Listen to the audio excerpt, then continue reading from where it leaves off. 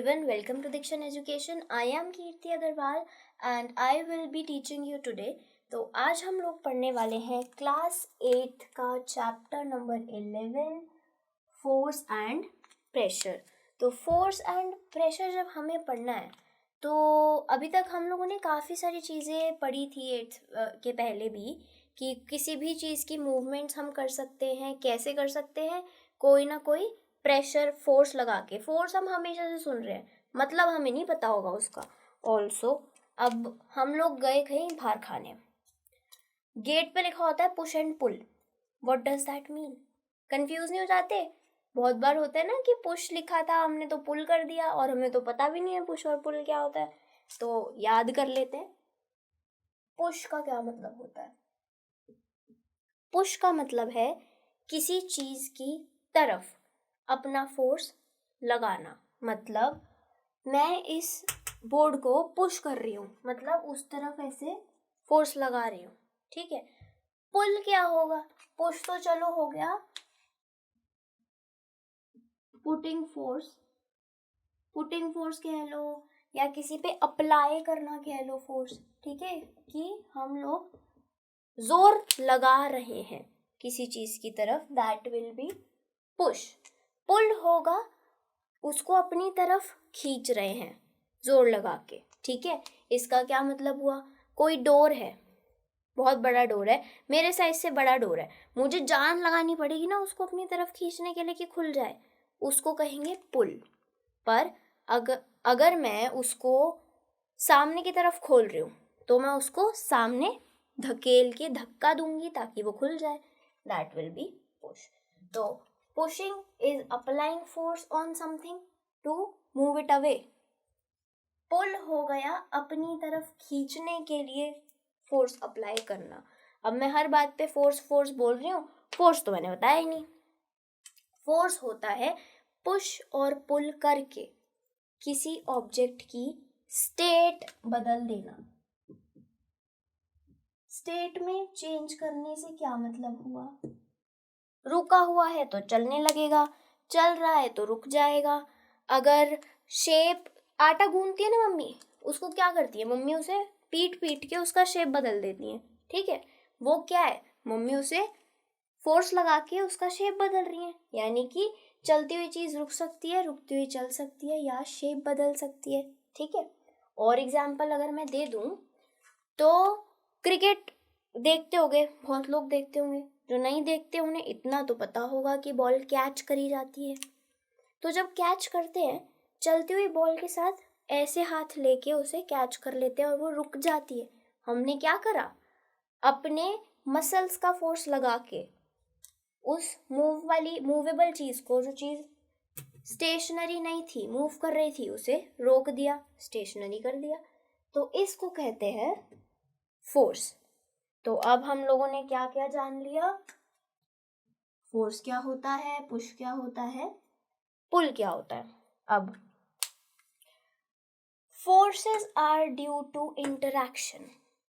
Interaction का मतलब दो चीजें जब इंटरैक्ट करेगी तब उसकी वजह से फोर्सेस हो पा रहे हैं। इंटरैक्शन नहीं, फोर्स नहीं। अगर आप देखो, मैंने जितने एग्जाम्पल दिए उसमें दो चीजें थी। क्या? एक तो मैं खुद, दूसरी या तो डोर, या तो आपकी मदर एंड द आटा, दो मैंने बोला था, है ना, या फिर बॉल और जो क्रिकेट खेल रहा है वो इंसान। दो चीजें हमेशा थी जिसका इंटरेक्शन हो रहा है। तो हमें क्या पता चला कि कोई भी चीज इंटरैक्ट करेगी तभी फोर्स अप्लाई हो सकता है। जैसे ये मार्कर है, मैं जब तक इस पे फोर्स अप्लाई कर रही हूँ तभी तो खुलेगा या बंद होगा ना, है ना। तो ये क्या हुआ? Interaction between me and this marker. तो फोर्सेस जो होते हैं दो चीज के बीच के इंटरेक्शन के बिना नहीं अप्लाई हो सकते। अब फोर्स एक्सप्लोर करते हैं थोड़ा, मतलब फोर्सेस ऐड भी हो जाते हैं, सब्ट्रैक्ट भी हो जाते हैं। इसका क्या मतलब है? अच्छा, सपोज करो हमारे घर में कोई बहुत ही हैवी सा टेबल है, ठीक है। मैं अकेले उसको नहीं खिसका सकती, पर अब उसको सपोज करो इस तरफ से मुझे उधर धकेलना है, अकेले मुझसे खिसका नहीं, पर अगर कोई और इंसान मेरी हेल्प कर दे, हम दोनों मिलके उसे धकेलें तो खिसक जाएगा। मतलब क्या हुआ कि फोर्स जो मेरा था, जो मैंने अप्लाई करा, माय फोर्स प्लस जो अदर पर्सन का फोर्स था,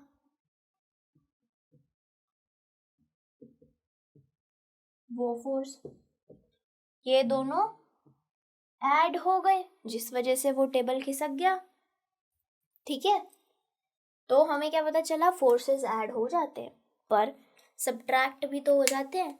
पंजा लड़ाया होगा, पंजा लड़ाने में करते क्या है, यही तो करते हैं कि ये एक इंसान का हाथ है, ये दूसरे इंसान का हाथ है, क्या कर रहे हो, एक इधर धकेल रहा है, एक इधर धकेल रहा है, पर दोनों का ही हाथ नहीं हिल रहा अगर इक्वल फोर्स लगा पा रहे हो।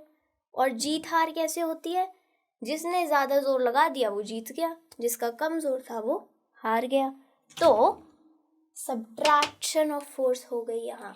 मतलब एक्स पर्सन ने वाई पर्सन से पंजा लड़ाया, ठीक है। फोर्स आगे आप पढ़ोगे किस यूनिट में नापा जाता है, न्यूटन होती है, पर सपोज कर लो कि 5 न्यूटन फोर्स लगाया एक्स ने और 6 न्यूटन फोर्स लगाया वाई ने। मतलब वाई पर्सन ने ज्यादा फोर्स लगाया पंजा लड़ाने में, तो जीतेगा कौन, वाई जीतेगा। एक्स हो सकता है थोड़ी ज्यादा देर तक टिक जाए लड़ाई में, पर जीत क्यों नहीं होगी, क्योंकि माइनस हो गया फोर्स। 1 न्यूटन फोर्स वाई हमेशा ज्यादा लगा रहा था, तो फोर्सेस क्या हो गए, सब्ट्रैक्ट हो गए। ऐड के केस में क्या हुआ था, 2 लोग थे, उन्होंने मिलके साथ में टेबल खिसका दी, ऐड हो गए। तो हमें क्या समझ में आया कि फोर्सेस ऐड और सब्ट्रैक्ट दोनों होते हैं। अब मैंने अभी यहाँ पे नंबर दिया 5 न्यूटन, 6 न्यूटन, है ना, क्या है ये, इसको कहते हैं मैग्नीट्यूड। मैग्नीट्यूड होता है किसी भी चीज को नंबर में नापना, ताकि हम पता कर सके कि क्वांटिटी किसकी ज्यादा थी। तो 6 है या 5 न्यूटन, ये मैग्नीट्यूड कहलाता है। इसका और मैं आपको एग्जांपल देती हूँ। सपोज करो मैंने बताया ना मैं टेबल खिसका रही थी, मुझसे अकेले खिसकी नहीं, तो मैंने 15 न्यूटन का फोर्स लगाया। अब टेबल जो थी वो थोड़ी हैवी थी, मैं नहीं खिसका पा रही। सामने वाले पर्सन ने जिसने हेल्प करी उसने 20 न्यूटन का फोर्स लगाया, हम दोनों ने मिलके खिसका दिया उसे। तो फोर्सेस कितने हो गए, 20 प्लस 15 35 न्यूटन फोर्स लग गया। ये जो नंबर में मैंने मेजरमेंट करी है ना, this is the magnitude of any quantity. तो यहाँ पे फोर्स का मैग्नीट्यूड हुआ ये।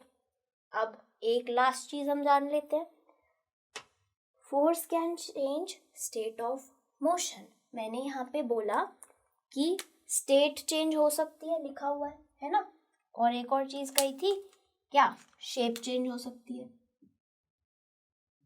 है ना। तो स्टेट और शेप क्या है, स्टेट होता है कि कोई चीज रुकी हुई है क्या, रुकी हुई मतलब स्टेशनरी, स्टॉप है क्या, या मूव कर रही है, मोशन में है या मूविंग है। ठीक है, अब अगर कोई चीज रुकी हुई है, सपोज करो एक साइकिल है, नहीं साइकिल नहीं, उसको धक्का नहीं दे सकते, एक रेडी है, ठीक है, कोई रेडी गली में ऐसे रुकी हुई है। अब आपको क्या, आपको मजे लेने का मन कर रहा है, नहीं अब आज तो परेशान करेंगे सामने किसी को, तो आपने उसकी रेडी धकेल दी। क्या करा आपने, आपने रुकी हुई चीज को धक्का दे दिया और उसे मूव कर दिया, यानी कि स्टेट ऑफ मोशन चेंज हो गई। स्टेट ऑफ मोशन में चेंज हो गया, क्या चेंज हुआ, रुकी हुई चीज को आपने मूविंग बना दिया।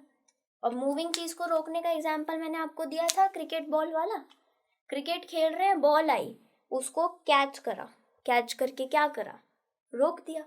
ठीक है, ये हो गया। शेप चेंज की बात करें तो आप शेप भी बदल सकते हो, पर उसके लिए शेप थोड़ी डेलिकेट होनी चाहिए। आप ऐसे तो, अब एक बात बताओ, मैं आपको आयरन का कोई बॉल दे दूं, उसका शेप थोड़ी बदल दोगे, है ना। तो इसीलिए शेप चेंज करने के लिए डेलिकेट चीज होनी चाहिए, जैसे कि डो, आटा। आटा गूंदते हैं जब, तो उसकी पिटाई कर डालते हैं बुरी तरीके से और ऐसी शेप कर देते हैं, है ना। अब मैंने उसको और पुश करा तो उसमें मेरे हाथ के इम्प्रिंट्स, उंगलियां आ गई, है ना।